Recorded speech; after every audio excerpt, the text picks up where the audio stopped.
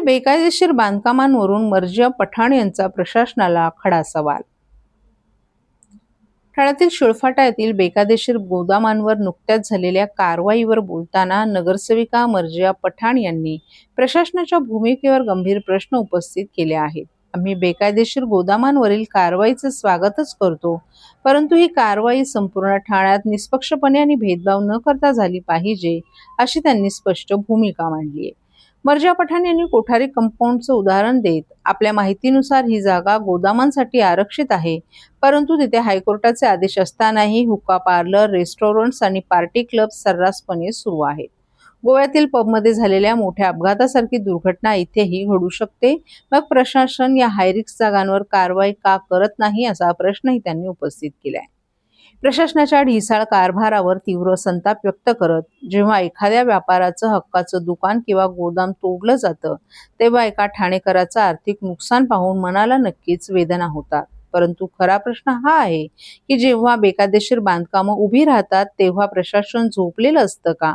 पाडकामाच्या वेळी दाखवली जाणारी तत्परता जर बांधकाम सुरू असतानाच दाखवली तर सर्वसामान्य व्यापाऱ्यांचं हे आर्थिक नुकसान टळू शकेल. या संदर्भात आयुक्तांनी कोणत्याही भेदभावाशिवाय योग्य ती कारवाई करण्याचं आश्वासन दिल्याचंही मर्जिया पठाण यांनी सांगितलं. जो इलीगल गोडाउन्स है या इलीगल कंस्ट्रक्शंस है उसके ऊपर कारवाईला आपण वेलकम करते हैं, पण निष्पक्ष राहून पूर्ण ठाण्याला कारवाई झाली पाहिजे. बरोबर. कोठारी कंपाऊंड सेक्टर 4 माझी माहितीप्रमाणे, correct me if I am wrong, पण तिथे गोडाऊनचं रिझर्वेशन दिलं गेलं आहे. पण तरी सुद्धा आपल्याला तिथे बघायला भेटतंय हुक्का पार्लर, रेस्टॉरंट्स, पार्टी क्लब्स खूप बनून गेलाय. आणि again correct me if I am wrong, पण तिथे हायकोर्टचा ऑर्डर पण आला होता तिथे कारवाई करायला. तर माझा फक्त तेवढाच प्रश्न होता की किती कारवाई तुम्ही तिथे केली. बरोबर. आय डोंट अपोज कारवाई, पण रिस्क तिथे रिस्क नाहीये का? आपण बघितलं गोवातला किती मोठा ऍक्सिडेंट झाला होता गोवाच्या पबला.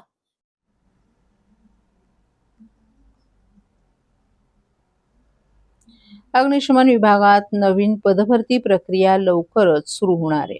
नोकरीच्या शोधात असलेल्या उमेदवारांसाठी ही एक आनंदाची बातमी आहे. गावदेवी मंडईतील आगीनंतर अग्निशमन दलाच्या कार्यक्षमतेचा प्रश्न ऐरणीवर आला होता. या पार्श्वभूमीवर मंगळवारी झालेल्या महापालिकेच्या महासभेत आयुक्त सौरभ राव यांनी अग्निशमन दल आणि अभियांत्रिकी विभागातील भरती प्रक्रिया तातडीने राबवण्याची घोषणा केली. या प्रक्रियेला प्राधान्य देत पुढील 2 दिवसात जाहिरात प्रसिद्ध केली जाईल, असं राव यांनी नमूद केलंय. अग्निशमन विभागातील रिक्त पदे या माध्यमातून भरण्यात येणार आहेत. शहरातील आगीच्या घटनेनंतर उपमुख्यमंत्री एकनाथ शिंदे आणि महापौर शर्मिला पिंपळकर यांच्या सूचनेनुसार भरतीसाठी कालबद्ध कार्यक्रम तयार करण्यात आला आहे. राज्य सरकारच्या मान्यतेनुसार TCS कंपनी या प्रक्रियेत महापालिका प्रशासनाला मदत करणार आहे. काही तांत्रिक आणि प्रशासकीय कारणांमुळे ही भरती प्रक्रिया रखडली होती, असं आयुक्त राव यांनी स्पष्ट केले. जुन्या जाहिरातीनुसारच भरती प्रक्रिया राबवण्यासंदर्भात TCSच्या पथकाशी चर्चा झाली असून लवकरच प्रक्रिया सुरू होणार असून येत्या 3 महिन्यात ही भरती पूर्ण होईल, असा विश्वासही त्यांनी व्यक्त केलाय.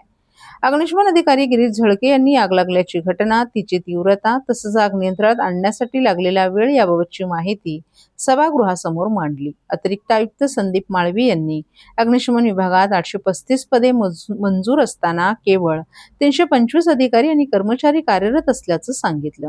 ही तफावत दूर करण्यासाठी 601 पदांची भरती प्रक्रिया सुरू होणार आहे.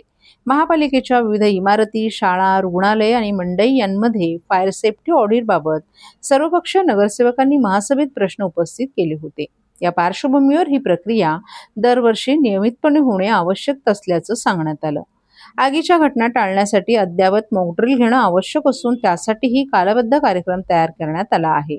महिनाभरात महापालिकेच्या सर्व प्रमुख वास्तूंचं फायर सेफ्टी ऑडिट करण्यात येईल, अशी माहिती आयुक्त राव यांनी दिली आहे. सर्व नागरिकांना आवाहन करण्यात येत आहे की सध्या डासांमार्फत पसरणाऱ्या डेंग्यू या आजाराचा प्रसार रोखण्यासाठी प्रत्येकाने पुढीलप्रमाणे कार्यवाही करावी. डेंग्यू आजार एडिस इजिप्ती हा डास चावल्याने होतो. या डासांची पैदास साचलेल्या किंवा साचवलेल्या स्वच्छ पाण्यामध्ये होते.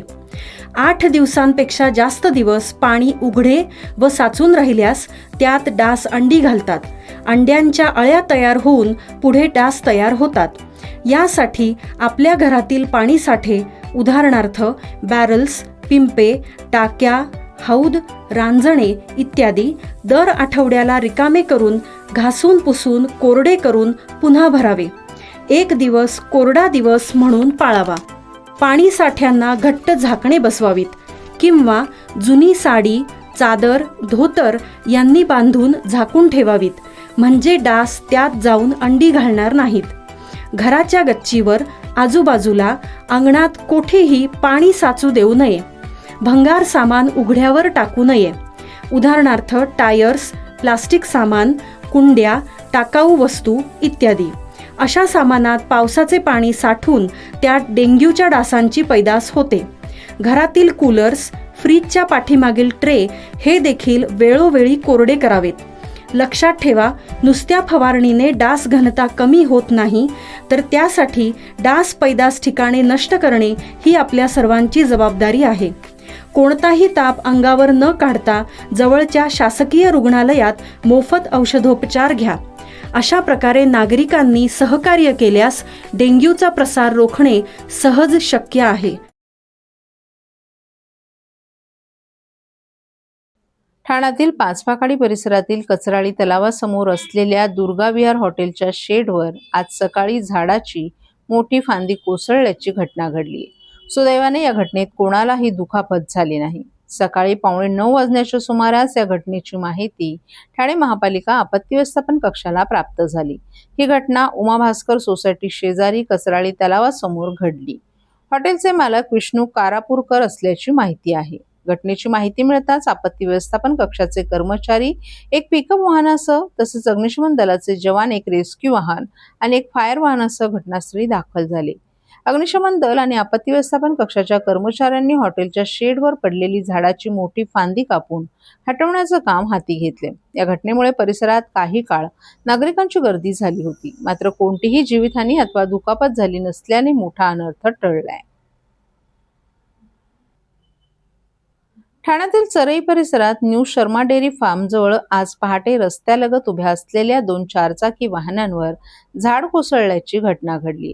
सुदैवाने या घटनेत कोणालाही दुखापत झाली नाही. सकाळी 6:56 या घटनेची माहिती ठाणे महानगरपालिका आपत्ती व्यवस्थापन कक्षाला प्राप्त झाली. ही घटना गौतम सागर बिल्डिंग समोर चरई परिसरात घडली. या घटनेत एका मारुती सुझुकी वॅगनआरवर आणि RJ क्रमांकाची महिंद्रा थार या 2 वाहनांवर हे झाड कोसळलं. वाहन मालकांची ओळख अद्याप समोर आली नाही. या घटनेची माहिती मिळताच आपत्ती व्यवस्थापन कक्षाचे कर्मचारी पिकअप वाहनासह तसेच अग्निशमन दलाचे जवान, रेस्क्यू वाहन आणि फायर वाहनासह घटनास्थळी दाखल झाले. त्यांनी झाड कापून वाहनांवरील अडथळा दूर करण्याचं काम हाती घेतलं. या घटनेत कोणतीही जीवितहानी झाली नसली तरी दोन्ही वाहनांचं नुकसान झाल्याची प्राथमिक माहिती समोर आली आहे. नवी मुंबई आणि पुणे महानगरपालिकांमध्ये कंत्राटी कामगारांच्या हिताचे महत्त्वपूर्ण निर्णय घेण्यात आले असताना ठाणे महानगरपालिकेतील कंत्राटी कामगारांनाही समान न्याय मिळावा अशी मागणी कामगार एकजूट संघटनेचे नितीन मडके यांनी आंदोलन करत केली आहे. आम्ही ठाणे महापालिकेत 28 वर्षांपासून काम करत आहोत, तर आमच्यावर अन्याय का, तसंच योग्य तो न्याय न मिळाल्यास एकाही नगरसेवकाला पालिकेच्या बाहेर पडू देणार नाही असा इशाराच संघटनेच्या वतीनं देण्यात आला. गेल्या अनेक वर्षांपासून ठाणे, मुंब्रा आणि दिवा परिसरात विविध भागांमध्ये कार्यरत कंत्राटी कामगार महानगरपालिकेच्या सेवांचा महत्त्वाचा आधारस्तंभ ठरत आहेत. स्वच्छता, आरोग्य, पाणी पुरवठा, प्रशासन आणि इतर अनेक सेवांमध्ये हे कर्मचारी सातत्यानं काम करत असले तरी त्यांच्या वेतन आणि सुविधांच्या प्रश्नांकडे अपेक्षित गांभीर्यानं पाहिलं जात नसल्याची भावना कामगारांमध्ये आहे. 22 ऑगस्ट 2025 रोजी कंत्राटी कर्मचाऱ्यांनी आपल्या न्याय मागण्यांसाठी ठाणे महानगरपालिकेच्या गेटसमोर आंदोलन केलं होतं. त्यावेळी प्रशासनाकडून काही आश्वासनं देण्यात आली होती, मात्र त्याची प्रभावी अंमलबजावणी झाली नसल्याचा आरोप कामगारांकडून करण्यात येत आहे. दरम्यान नवी मुंबई महानगरपालिकेत कंत्राटी कामगारांना वेतनवाढीचा लाभ देण्यात आला असून पुणे महापालिकेत आरोग्य विमा आणि इतर कल्याणकारी सुविधा उपलब्ध करून देण्यात आल्या आहेत.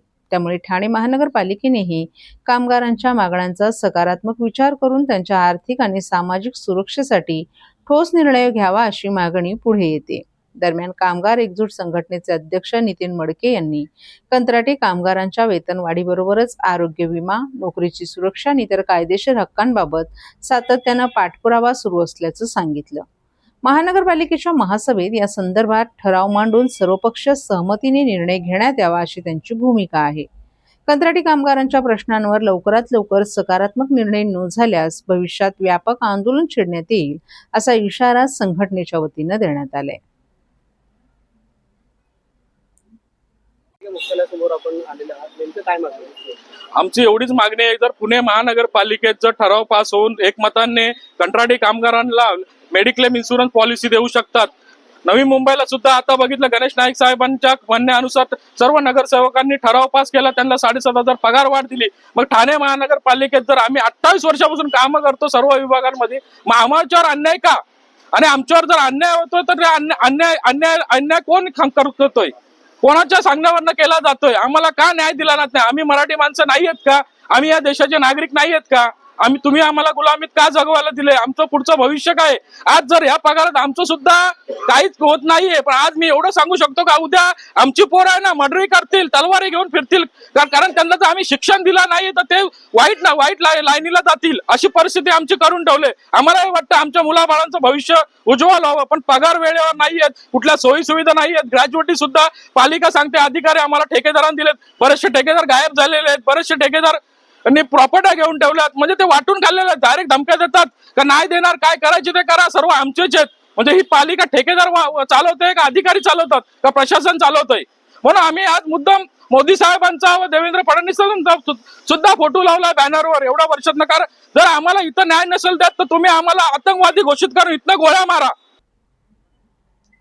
वेकअप ठाणेकर एवढाच संदेश असलेले होर्डिंग्स ठाणे शहराच्या विविध भागांमध्ये लागलेत. हे होर्डिंग्स कोणी लावले आहेत किंवा या होर्डिंग्सचा उद्देश काय आहे याबद्दल कोणतीही माहिती मिळू शकली नाही. ठाणे शहरातील जिल्हाधिकारी कार्यालयासमोर तसंच घोडबंदर रोड परिसरात हे होर्डिंग्स लावण्यात आले आहेत. मात्र या होर्डिंग्स लावणारे कोण लोक आहेत हे मात्र समजू शकलं नाही. गेल्या काही दिवसांपासून ठाणे शहरातील वृक्षतोड, रिंग रेल्वे यांच्यासह अनेक प्रश्नांवर सोशल मीडियावर लोक उत्स्फूर्तपणे व्यक्त होत आहेत. याच लोकांनी एकत्र येऊन ठाणेकरांना जागे करण्याचा प्रयत्न तर केला नाही ना, अशीही शंका व्यक्त केली जात आहे. ठाणेकरांना कशाबद्दल जागे करण्याचा प्रयत्न केला जात आहे हे स्पष्ट होत नसल्याने ठाण्यात या होर्डिंग्सची चांगली चर्चा सुरू आहे.